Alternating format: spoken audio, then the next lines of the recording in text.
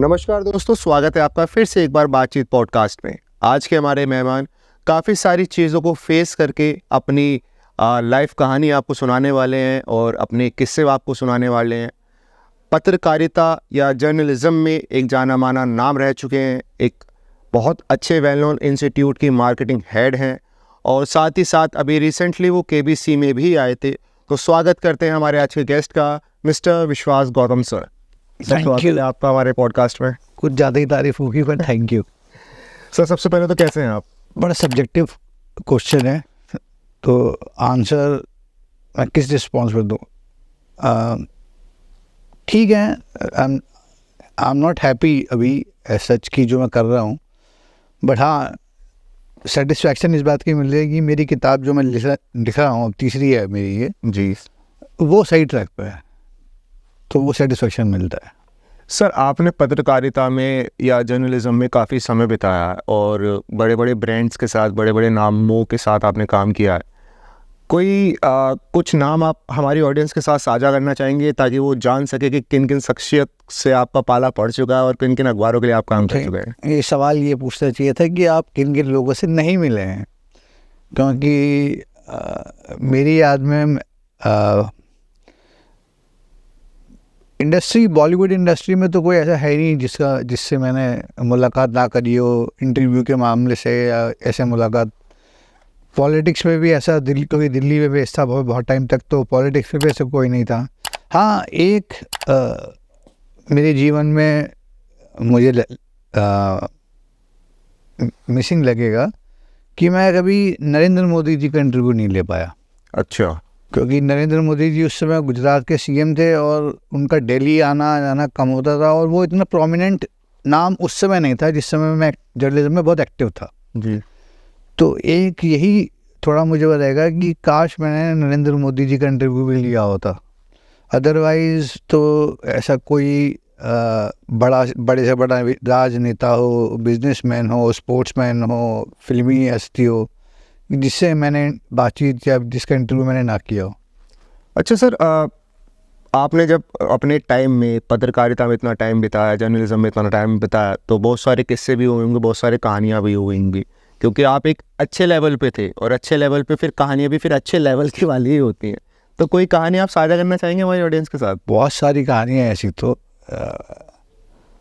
अगर मैं पीछे मुड़ के याद करूँ तो बहुत फनी चीज़ें होती। कई बार सीरियस मैटर तो होता ही है, जर्नलिज्म में सीरियस सब्जेक्ट है, लेकिन जब आप जॉब पे होते हो तो कई बार बहुत फ़नी इंसिडेंट होते हैं और वो आपको याद रहते हैं। जैसे मैं आपको एक एग्जांपल बताता हूँ। ये बात है 2008 की जी।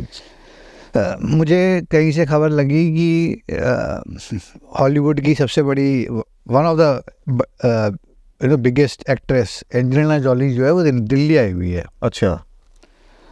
तो मैंने कहा यार एंजेलिना जॉली दिल्ली आई हुई है पर कहाँ है, कहाँ रुकी हुई है, क्यों आई है, ये किसी को नहीं पता था। तो जर्नलिज्म में सोर्सेज बहुत इंपॉर्टेंट होते हैं जी।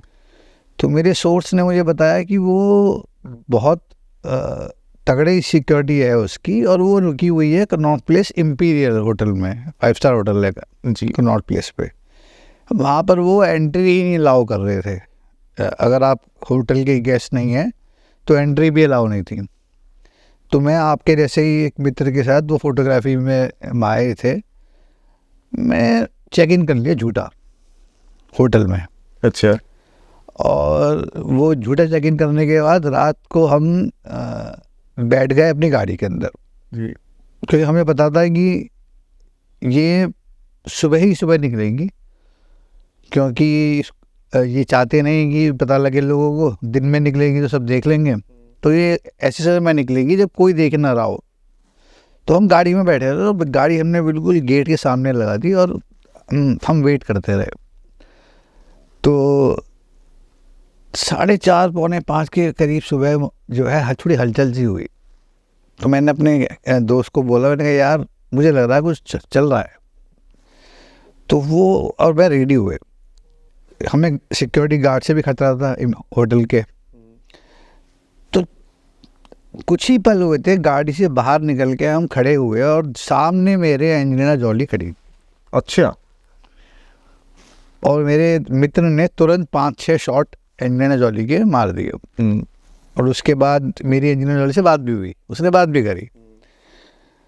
अब ये उसी दिन की बात है कि हम जब आपकी जर्नलिज्म में शाम के समय जब मीटिंग होती है, न्यूज़ मीटिंग, कि आज अखबार में क्या जाएगा, फ्रंट पे क्या जाएगा, उस पर क्या जाएगा, तो वो लकीली जो था वो नो न्यूज़ डे था। नो न्यूज़ डे हमारे पत्रकारिता में कहते हैं जिस दिन कोई बहुत बड़ी खबर नहीं होती। अच्छा। तो कैसे अखबार बनाया जाए, फ्रंट पे क्या डालें, क्या करें। तो मेरे एडिटर को पता था कि मैं बहुत जुगाड़ हूँ, तो उससे पे कुछ ना कुछ होगा ज़रूर। तो उन्होंने मुझे बुलाया, उन्होंने बोला तुम पर क्या है आज। मैंने कहा मेरे पास पिक्चर है। बोली किसकी पिक्चर है। मैं बोला एंजेलिना जॉली की पिक्चर है। वो सब धक रह गए। उन्होंने कहा फ्रंट पेज लगा दो। और फ्रंट पेज पे वो एंजेलिना जॉली की फ़ोटो जब नेक्स्ट डे आई, दिल्ली की इंडस्ट्री में बवाल मच गया मीडिया में। आगे एंजेलिना जॉली आई और नहीं, बाकियों के बेचारे जर्नलिस्टों की वाट लग गई कि उनके एडिटर बोले तुम्हें क्यों नहीं पता था कि ये आई हुई है। हाँ, उनको कैसे पता लग गया। उसे कैसे पता लगा। और ये ऐसा किस्सा एक बार फिर हुआ था। माइकल शूमाकर जो बहुत फॉर्मूला 1 रेसर है, तो उनके भाई राल्फ शूमाकर आए हुए थे दिल्ली। मुझे शीला दीक्षित जी के घर से फ़ोन आया कि बेटा तुम आ जाओ। मैंने क्या हो गया, कुछ ज़रूरी काम है। मैंने कहा यार पता नहीं कुछ सीरियस बात होगी। मैं गया, मैंने जैसे ही घुसा सामने देखा राल्फ शूमाकर बैठा हुआ है।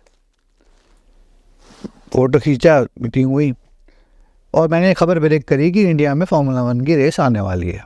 अच्छा।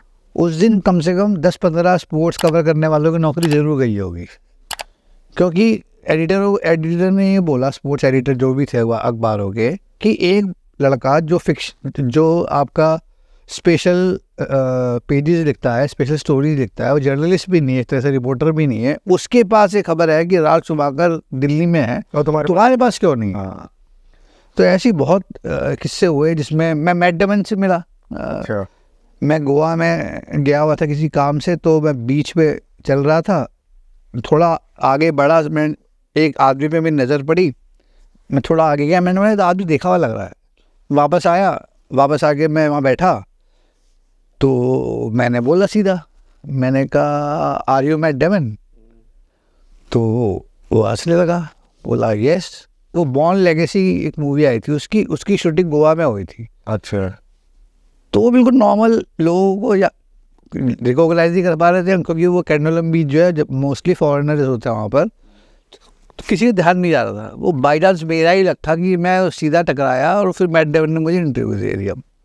तब भी बहुत बचाल आया अखबार में, कि सब मीडिया में, कि भाई ये कहाँ से लाता है, ये खबरें कहाँ से लाते हैं।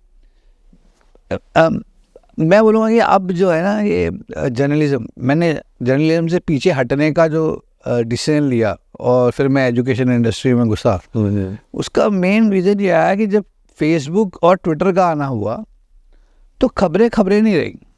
हाँ, कमर्शलाइज हो गया ज़्यादा। मतलब ऐसा होता था कि पहले हम क्या करते थे, हम इन्वेस्टिगेशन चल रहा है, आप होमवर्क कर रहे हो, आप मेहनत कर रहे हो, आप जा रहे हो, खड़े हो रहे हो, वेट कर रहे हो, आपकी तरह ट्राइपॉड लगा रहे हो, फिर सिटिंग कर रहे हो। अब क्या है, अब स्टार या कोई बड़ा नेता या कोई बिजनेसमैन वो सीधे ट्वीट कर देता है। हाँ, सीधा कहानी खत्म।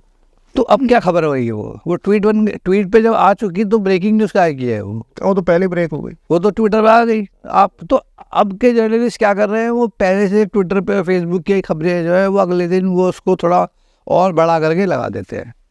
कोई ब्रेकिंग, कोई इन्वेस्टिगेटिव जर्नलिज्म जो हम जिस ज़माने में, जैसे मैं आरुषि केस मैंने कवर किया था, वो मेरे लिए बहुत एक्साइटिंग था, क्योंकि एक तरह से वो मर्डर मिस्ट्री थी। हाँ, सही बात है। तो आरुषि वाले केस में जब मैं उसको कवर कर रहा था, तो मुझे बहुत मज़ा आया था। उन दिनों इंटरनेट भी इतना डीप नहीं था, मोबाइल फ़ोन लिमिटेड हुआ करते थे अपने, जिनकी कैमरे इतने अच्छे नहीं होते थे। तो आरुषि जैसा हुआ, या निठारी वाला कांड जैसे हुआ। एक मुझे अफसोस है कि जो बुराड़ी में वो 11 लोगों ने एक साथ सुसाइड किया, तब मैं जर्नलिज्म छोड़ चुका था। तो ये ऐसे केसेस होते थे जिसको मज़ा आता था। अब क्या है, अब लोग ट्विटर से और फेसबुक से उठा के डाल देते हैं, और उसमें कोई इन्वेस्टिगेशन तो है ही नहीं।